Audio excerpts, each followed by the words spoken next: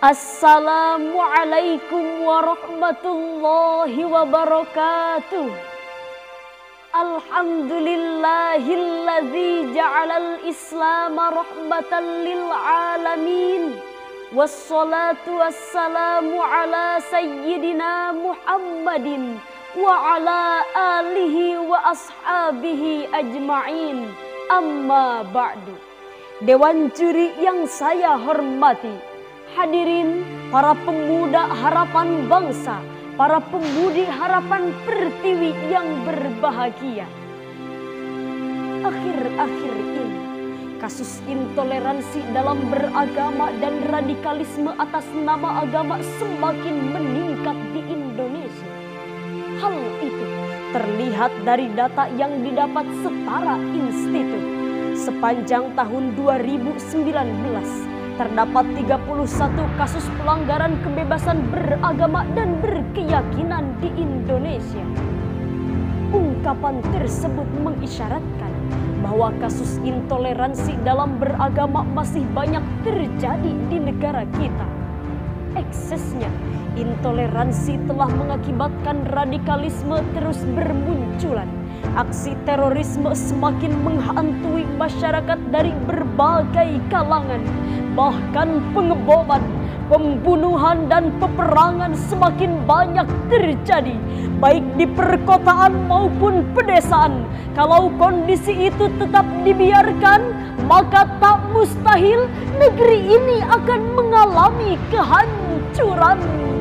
Na'udzubillahi min dzalik. Lalu, bagaimanakah upaya dalam menangkal radikalisme dalam beragama? Sebagai jawabannya, Islam agama kasih sayang dan anti radikalisme adalah judul yang akan saya uraikan pada kesempatan ini dengan landasan Al-Quran Surah Al-Anbiya ayat 107. A'udzubillahi minasyaitonirrajim. Bismillahirrahmanirrahim. Wa ma arsalnaka illa rahmatan lil alamin. Shadaqallahul azim. Yang artinya, dan tiadalah kami mengutus kamu wahai Muhammad melainkan untuk menjadi rahmat bagi semesta alam. Hadirin yang berbahagia, dalam kajian ilmu balaghah, ayat ini merupakan kalamul khobari, yakni informasi ilahi kepada seluruh umat manusia bahwa Allah Subhanahu wa Ta'ala telah menurunkan Nabi Muhammad sallallahu alaihi wasallam dengan membawa risalah Islam adalah untuk menjadi rahmat bagi semesta alam. Sebagaimana terangkai pada kalimat wa ma arsalnaka illa rahmatan lil alamin.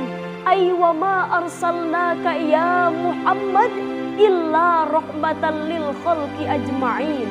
Dan tidaklah aku utus kamu wahai Muhammad kecuali untuk menjadi rahmat bagi seluruh makhluk.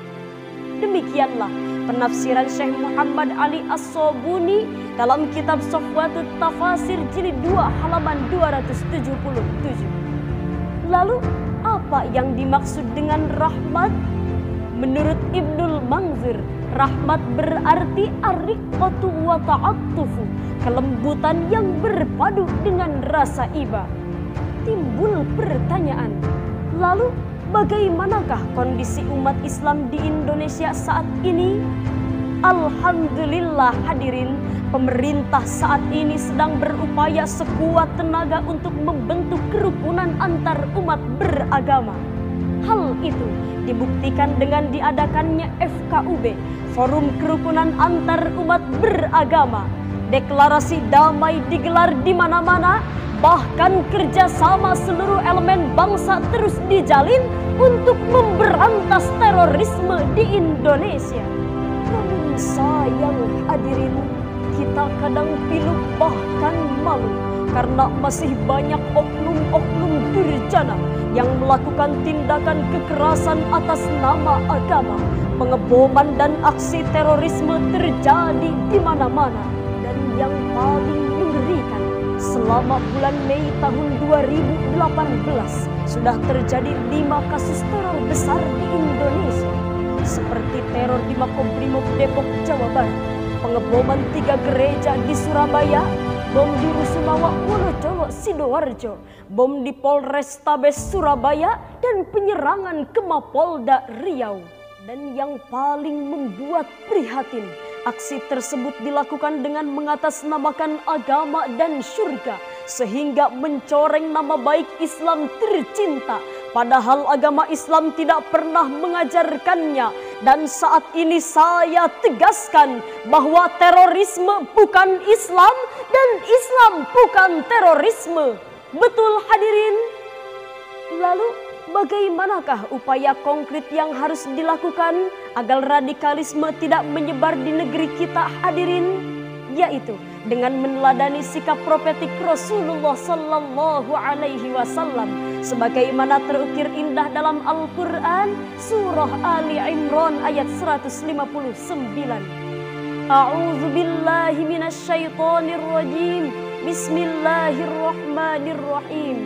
Fabima rahmatin minallahi linta lahum walau kunta faddan ghalizal qalbi lanfaddu min hawlik fa'fu anhum wastaghfir lahum washawirhum fil amr fa idza azamta fatawakkal 'ala Allah innallaha yuhibbul mutawakkilin.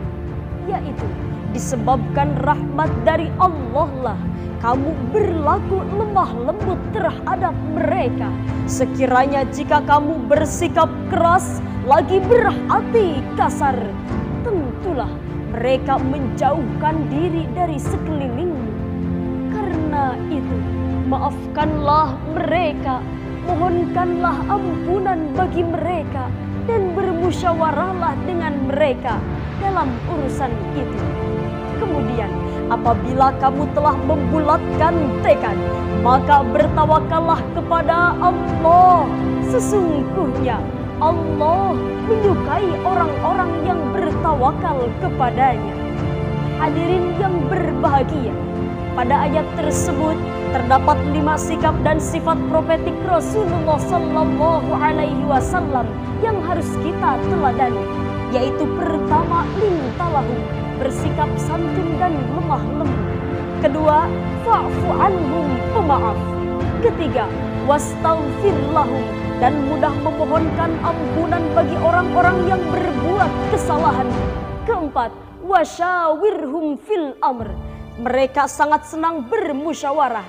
Dan kelima, beliau memiliki komitmen fa idza azamta fatawakkal 'ala Allah.